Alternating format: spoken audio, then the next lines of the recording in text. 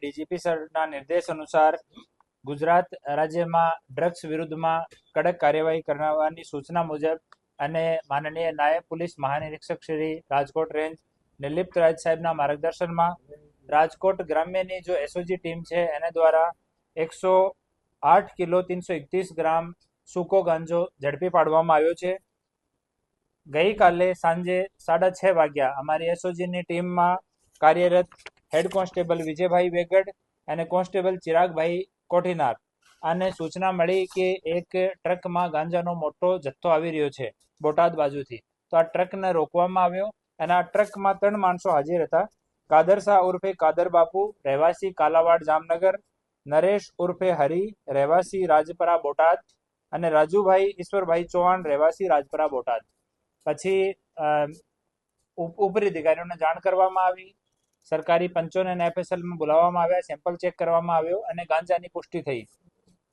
આ ગાંજો એ લોકો ઓડિશાથી લઈને આવ્યા હતા અને ઓડિશા લેવા માટે કાદર શાહ ઉર્ફે કાદર બાપુ અને નરેશભાઈ ઉર્ફે હરી એ બંને લોકો ગયા હતા।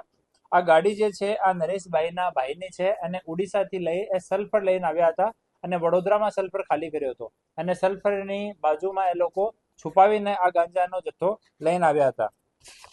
આ જો કાર્યવાહી થઈ છે એમાં અમારા એસઓજીના PI Shri Fatehsinh Pargi, PSI Shri GJ Jhala, PSI PB Mishra અને અમારી એસઓજીની ટીમ આ કાર્યવાહી કરી છે। હાલ 3 આરોપી અટક કરવામાં આવ્યા છીએ અને જો જથ્થો મંગાવનાર છે એ લોકો મોહમ્મદ રફીક અશરફભાઈ લોધી રહેવાસી કાલાવાડ, અબ્દુલ લતીફ ઓસમાણભાઈ સમા રહેવાસી કાલાવાડ એ બંને મંગાવનાર છે અને ઓડિશાથી મોકલનાર અલેખા સને વિષ્ણુ વહેરા અદનીગઢ પૂર્ણા કટક ઓડિશાનો રહેવાસી છે।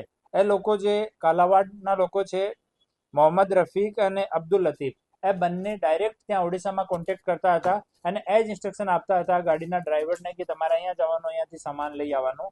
ઓર પોલીસથી બચવા માટે એ લોકો સુરત, વડોદરા, પછી વડોદરામાં ગાડી ખાલી કર્યા પછી ડાયરેક્ટ જામનગર નહીં જઈને બોટાદથી થઈને અને રૂરલ એરિયામાં જો નાની નાની સડકો છે એનો રૂટ એ લોકો લેતા હતા। તો હાલ 108 કિલો અને 331 ગ્રામ ગાંજો જેની કિંમત 54,16,550 રૂપિયા, એની સાથે એક માલવાહક ટ્રક જેની કિંમત 30 લાખ રૂપિયા અને મોબાઈલના 3 નગ, આમ કુલ મળીને 84,31,550 રૂપિયાનો આ કુલ મુદ્દામાલ કબજે કરવામાં આવ્યો છે।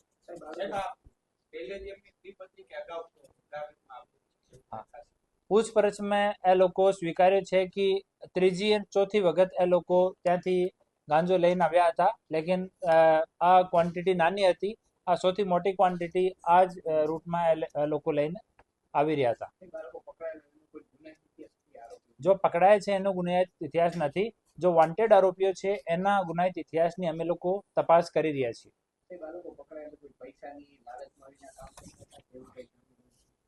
આની એક વખત થોડી ઓર પૂછપરછ થશે ત્યારે જો વિગત સામે આવશે આપ 100 લોકો સાથે શેર કરવામાં આવશે। Thank you.